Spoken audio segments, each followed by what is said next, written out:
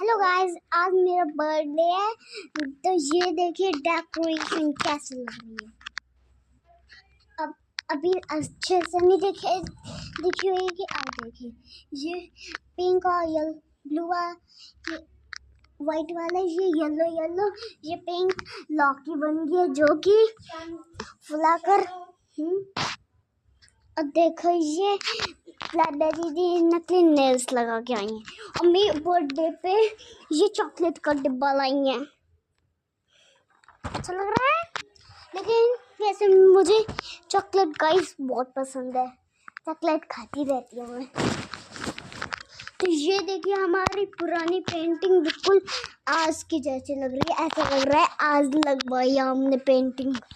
और ये देखिए 7 हॉर्स। अच्छी लगी तो कमेंट में भेजना अपना नाम, लाइक एंड सब्सक्राइब जरूर करना भूलना।